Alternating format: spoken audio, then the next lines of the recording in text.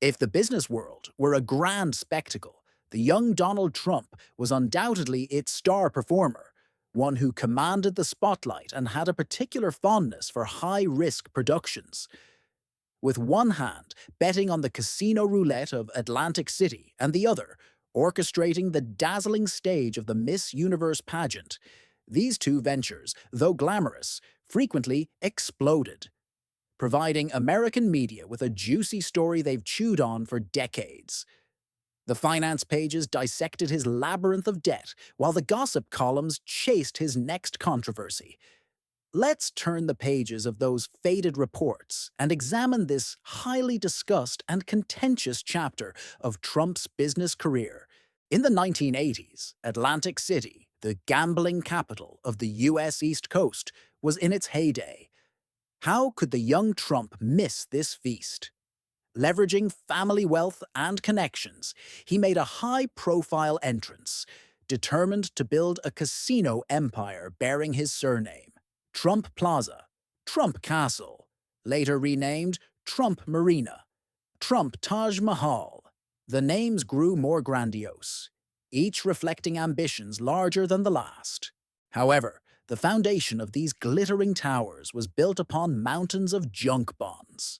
According to reports from serious financial media of the time, such as the New York Times and the Wall Street Journal, Trump's personally guaranteed debt for these projects once soared into the billions. Borrowing was as easy as drinking water, but servicing the interest was like climbing a mountain. When over-leverage met a cooling market and internal competition between his own properties, his casinos quickly found themselves in a profit drought. News of cash flow so tight they couldn't even pay the interest became a regular feature in the business section. Thus began a cycle that took on a performative quality in American business history. Between 1991 and 2009, Trump's casino companies filed for Chapter 11 bankruptcy protection, not once, but 4 times, as detailed in lists by Forbes and Business Insider. The frequency was almost seasonal.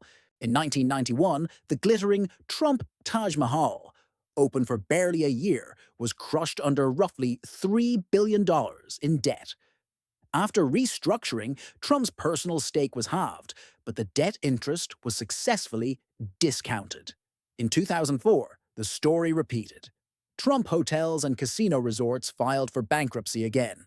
His ownership stake shrank to 25%, and he resigned as CEO of the public company, retaining only the ceremonial title of chairman and the invaluable right to license his name. In 2009, the financial crisis was the final blow. Trump Entertainment Resorts went bankrupt, his equity stake was wiped out, and his name was even removed from some buildings.